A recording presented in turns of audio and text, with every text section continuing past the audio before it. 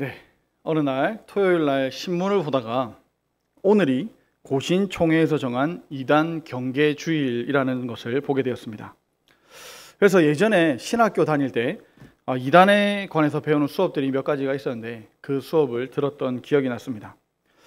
여러분들은 특별히 한국에 이단이 많다는 것을 알고 계십니까? 정말 다양한 종류의 여러 가지 이단이 많이 있습니다. 그래서 공부할 것이 참 많았습니다. 그러나 사실 이단을 경계하는 가장 좋은 방법은 이단을 공부하는 것이 아닙니다. 어떤 이단이 있는지, 어떤 이단이 어떻게 미혹하는지, 또 그것을 아무리 배워도 또 새로운 방법이 계속해서 나오기 때문입니다. 교회는 1.1획도 변함이 없어야 하기에 시대에 뒤떨어지는 것처럼 보일 수도 있습니다. 그러나 이단은 많이 변하죠. 그들의 필요에 따라 점을 더 찍기도 하고 점을 지우기도 합니다. 그들은 하나님을 더 깊이 연구하지 않고 사람을 연구해서 사람이 더 좋아하는 것을 집중하고 그것으로 계속 변하기 때문입니다. 그러니 이단에 대해서 배워도 끝이 없습니다. 그들은 계속 변하기 때문입니다. 그럼 오늘 이 이단 경계 주일에 무엇을 어떻게 해야 우리는 이단을 잘 경계할 수가 있을까요? 답은 간단합니다. 하나님을 배우면 됩니다. 하나님을 제대로 알면, 하나님을 똑바로 알면 이상한 소리를 걸러지게 된다는 겁니다. 예를 들어 오늘 우리는 오후 예배를 간단히 하고 무엇을 하는 날입니까? 아무도 모르세요? 예, 샘터 모임을 합니다. 샘터 모임을 한다고 분명히 말씀을 드렸는데도 안 하고 그냥 가시면 안 된다는 겁니다. 제대로 전달이 안 된 거죠. 그럼 모임을 하면서 무엇을 해야 됩니까? 모르세요? 예, 찬양 연습을 해야 됩니다. 다른 거 다 하면서 찬양 연습을 안 하면 안 됩니다. 그러면 또 이 찬양 연습을 하는데 무슨 찬양을 해야 됩니까? 예, 맞습니다. 감사합니다.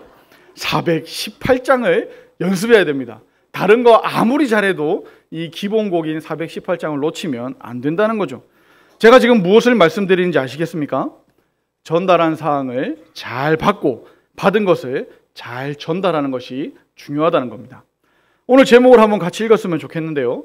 우리 다 같이 큰 소리로 주보에 있으니 한번 읽어볼까요? 시작!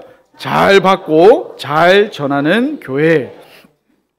전하는 것을 받고 또 받은 것을 전하는 것은 교회의 특징입니다.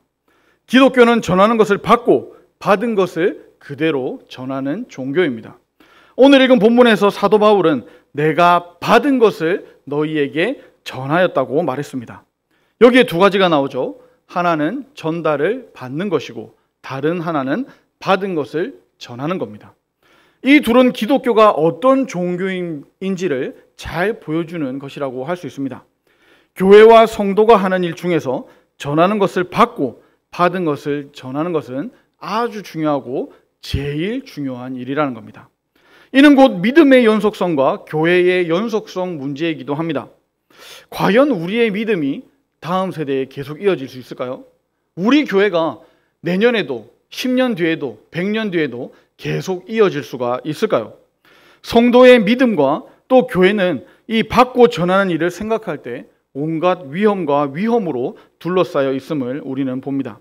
무엇보다 세상의 영향이 아주 크죠. 또 날이 갈수록 이단과 사이비 종교가 우리 가까이에서 더욱더 득세하고 있습니다. 어찌 보면 예전보다 요즘보다 더 나중이 더 크게 그렇게 될 것 같습니다. 다르게 받고 다르게 전하도록 만들려는 이단들입니다. 받은 것을 사람에게 혹은 다음 세대에게 전하기까지 그냥 쉽게 이루어지는 게 아니라는 겁니다. 성경에서도 비슷한 일들이 있었죠. 디모데전서 1장을 보시면 믿음에 파선한 알렉산더와 후메네오 두 사람의 이름이 나옵니다. 말세의 징조 중 하나는 믿음에서 떠나 귀신의 가르침과 미혹해하는 영을 쫓는 자들이 있다고 교훈했었습니다. 예수님도 씨 뿌리는 자의 비유에서 말씀을 기쁘게 받지만 뿌리가 없어 잠시 있다가 믿음을 배반하는 자들을 말씀하신 바가 있습니다. 여호수아 24장을 보시면 가나안을 정복한 다음에 오직 하나님만 섬기기로 언약하고 맹세한 사람들이 어떻게 되었습니까? 여호수아와 장로들이 사는 동안에는 하나님을 섬겼습니다. 그러나 이들이 다 죽은 후에는 언약과 맹세도 다 깨트렸습니다. 그래서 신앙의 대와 교회의 대가 이어지지 못했죠. 그 다음 책인 사사기는 그 이후의 생활을 우리에게 적나라하게 보여주고 있는 책입니다. 받은 것을 전하기 위해서는 여러 단계와 과정을 거치죠. 먼저 받은 것을 알아야 되고 받은 것을 확신해야 됩니다. 받은 것을 잘 모르고서 전하는 것만 강조하면 안 된다는 겁니다. 또 받은 것에 대한 확신이 없이 전하면 거기에는 힘과 능력이 없습니다. 나타나지가 않습니다. 또 받은 것은 우리의 입술과 우리의 생활에서 고백되어져야 합니다. 또 받은 것에 굳게 서지 않고 잘 지키지도 않으면서 받은 것을 전하는 것은 말이 안 되는 겁니다. 어떤 사람은 받은 것을 전하고자 하는 열심과 열정은 있는데 다른 단계가 미흡하기도 합니다. 그래서 이단에 쉽게 흔들리고 미혹을 받는 것 같습니다. 그럼 어떻게 해야 받은 것을 잘 전할 수 있는지 오늘 본문을 통해서 조금 더 살펴보도록 하겠습니다. 먼저 1절입니다. 받은 것을 알고 그 가운데 굳게 서는 교회입니다. 우리가 받고 전하는 내용은 한마디로 복음이죠. 성경은 우리가 받은 것을 복음이다 라고 말씀합니다. 1절에 보니 내가 전하는 복음이라고 했습니다. 복음의 핵심은 성경대로 그리스도께서 우리 죄를 위하여 죽으시고 성경대로 그리스도께서 다시 사셨다는 겁니다. 유다서는 이를 믿음의 도라고 1장 3절에서 말씀합니다. 또 데살로니가 후서 2장 15절에서는 건네주다라는 뜻으로 유전이라고 번역하기도 했습니다. 그리고 디모데전서, 디모데후서, 디도서에서는 이것을 교훈이다라고 말씀했습니다. 이 복음은 하나님이 처음에는 낙원에서 계시하시고 족장과 선지자를 통해 선포하시고 제사와 의식을 통해 예표하시며 마지막에는 우리 구주 예수 그리스도를 통하여 완성하셨습니다. 그리고 이 모든 것은 성경에 다 기록되어 있습니다. 구약의 성도들은 예수님은 몰랐을지라도 이 복음을 받고 전했다는 겁니다. 하나님의 때가 되어서 예수님이 이 땅에 오셨고 사도들은 예수님으로부터 복음을 받았습니다. 사도 바울도 예수님으로부터 복음을 받았습니다. 그리고는 사람들에게 전하였습니다. 이후 교회와 성도는 시대마다 전해진 복음을 받았고 받은 복음을 전하는 것을 위해서 힘을 썼다는 겁니다. 바울은 바로 이 복음 이미 받고 그 가운데 굳게 선 것이지만 다시 알게 한다고 전하고 있습니다. 교회는 설교와 가르침을 통해서 끊임없이 이 복음을 알게 해야 합니다. 그래야 복음을 확신하고 그 가운데에 설 수가 있기 때문입니다. 디모데후서 3장 15절에도 이렇게 권면합니다. 그러나 너는 배우고 확신한 일에 거하라.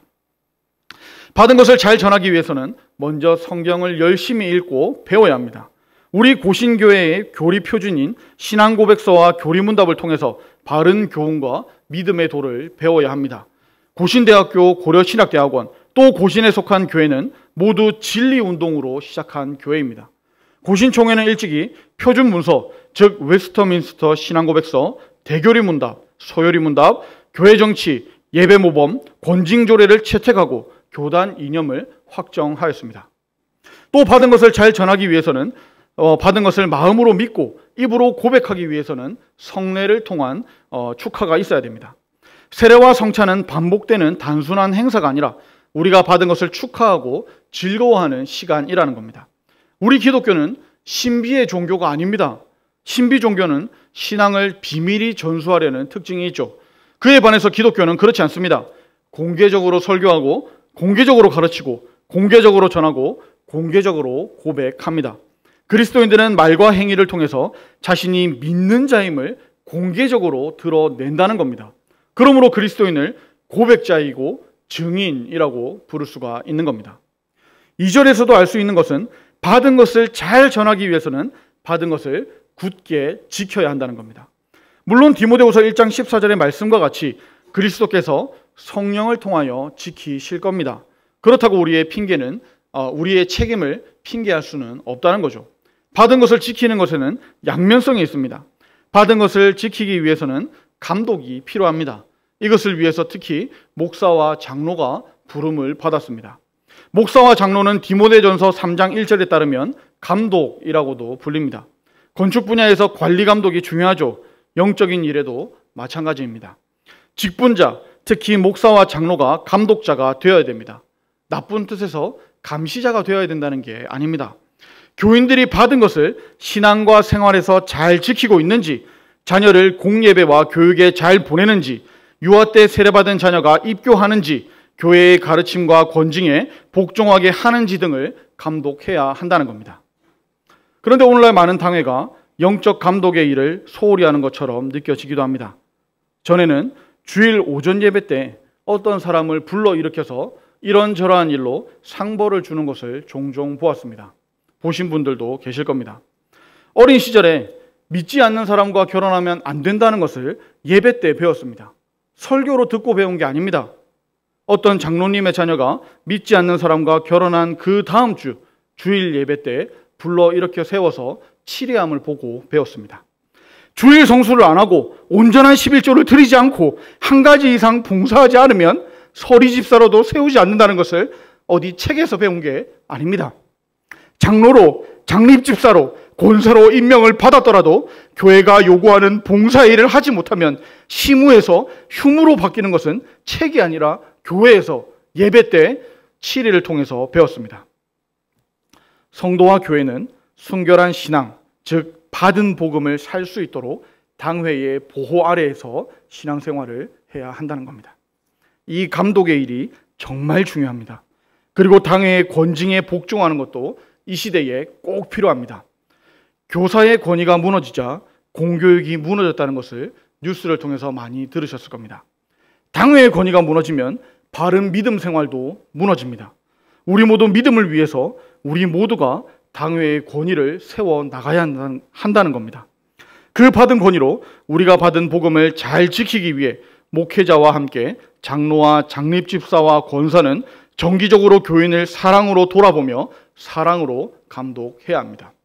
우리 고신교단은 받은 것을 지키기 위해 진리를 거스리는 비진리와 계속해서 싸워왔습니다. 받은 것을 지키기 위해서는 바른 교훈으로 권면하고 가르치는 것과 함께 이를 거슬러 말하는 자들을 경계하고 책망하는 일을 병행하는 것이 디도서 1장 9절의 가르침입니다. 마지막으로 받은 것을 잘 전하기 위해서는 받은 것을 전할 충성스러운 사람들을 세워야 합니다. 디모데후서 2장 2절을 제가 한번 읽어보겠습니다. 또 내가 많은 증인 앞에서 내게 들은 바를 충성된 사람들에게 부탁하라. 그들이 또 다른 사람들을 가르칠 수 있으리라. 아멘. 즉 교사들이 필요합니다. 보조교사가 필요합니다. 집사와 장로, 권사로 커갈 다음 세대가 우리에게 필요합니다. 우리가 들은 것을 다른 사람에게 가르칠 수 있는 충성스러운 사람들을 키우는 것이 꼭 필요하다는 말씀입니다. 우리는 족장과 선지자, 예수 그리스도와 사도들이 또 교회가 전한 복음을 받았습니까? 바른 복음 가운데 서 있습니까? 받은 복음을 계속해서 배우고 또 배운 것을 확신하십니까? 받은 복음을 마음으로 믿고 입으로 고백하며 믿고 굳게 지키고 있습니까? 또 그 복음을 전하고 있습니까? 이 모든 질문들에 같은 답을 할 수 있었으면 좋겠습니다. 오늘 말씀을 정리하겠습니다. 받고 전하는 것은 온 교회가 하는 일입니다. 몇몇 사람이 하는 일이 아니라는 겁니다. 우리 모두가 이 자리에 앉아 있다면 다 해야 할 일입니다. 전한 것을 잘 받고 받은 것을 잘 전함으로 우리 믿음과 우리 교회가 이어지게 하는 저와 여러분 그리고 우리 교회가 되기를 축복합니다. 우리 말씀을 기억하며 함께 기도하도록 하겠습니다. 먼저 우리가 성경을 가까이 함으로 더욱 성경을 읽고 배우고 묵상함으로 받아야 할 것을 잘 받게 하소서 기도합시다. 받은 것을 입술로 고백하며 삶으로 실천하며 살게 하소서 기도합시다. 그리고 받은 것을 잘 전하게 하소서 기도합시다. 이어 달리기 선수가 잘 받고 잘 뛰어도 잘 전해주지 않으면 좋은 선수라고 할 수가 없을 겁니다. 하나님 앞에서 그리고 다음 세대 앞에서 좋은 선수, 좋은 복음의 전달자가 되게 하소서. 이런 기도 제목들로 말씀을 기억하며 주여 한번 부르고 기도하도록 하겠습니다. 주여! 아버지 하나님 감사합니다. 아버지 하나님 감사합니다. 우리를 사랑하사 이 자리에 있게 하심을 감사합니다. 이 자리에 오기까지 하나님, 이 복음이 창세로부터 에덴 동산에서부터 족장과 선지자와 예수 그리스도와 사도들과 초대교회들과 이 역사에 오고 오는 교회들을 통하여 우리에게까지 전달해 주심을 감사합니다. 아버지, 우리도 이 복음을 받았습니다. 이 복음을 들었습니다. 이 복음을 잘 전하지 못하게 하는 이단과 사이비와 다른 것들을 이 방해에도 우리가 이 복음을 잘 받았사오니 우리도 이 모든 것들을 이겨내고 잘 전할 수 있는 우리가 될 수 있도록 도와주시옵소서. 이 이어달리기 선수와 같이 이 복음을 잘 받고 잘 달리는 저희가 되게 하여 주시고, 이 받은 것을 잘 전달하여서 이 복음이 끊어지지 않고 다음 세대에도 또 다음 세대에도 오고 오는 많은 세대에도 잘 전달될 수 있도록 우리를 사용하여 주시옵소서. 아버지, 우리가 이 신앙을 지켜내기도 어렵습니다. 그러나 하나님, 우리가 이 지켜내는 것이 끝이 아니라 이것을 잘 지켜서 잘 전달해야 되는 것까지 우리의 사명임을 알고 우리가 잘 받은 것을 이것을 잘 거하며 이것을 입술로 또 말씀으로 행동으로 잘 지켜나가며 살아갈 수 있도록, 또한 이것을 잘 전할 수 있는 저희가 될 수 있도록 도와주시옵소서. 아버지, 오늘 하루도 살기를 원합니다. 이번 한 주간도 살기를 원합니다. 믿음으로 살기를 원하오니 우리가 받은 이 복음을 우리의 생활에 살아낼 수 있도록 우리와 함께하여 주시옵소서. 주님, 우리와 함께하여 주시길 원합니다. 우리에게 전해주신 이 복음, 이 복음의 능력으로 살아가는 저희가 될 수 있도록 우리를 인도하여 주시옵소서. 아버지 하나님, 감사와 찬양을 올려드립니다. 우리를 긍휼히 여겨주셔서 우리에게 맡기신 사명 잘 감당할 수 있도록 도와주시옵소서. 잘 받게 하시고 잘 전하게 하여 주옵소서. 이후 찬양 연습으로 모이는 샘터 모임에도 함께 하셔서 큰 은혜의 시간이 되게 하여 주시옵소서. 복음을 보여주시고 복음을 전해주신 예수님의 이름으로 기도합니다. 아멘.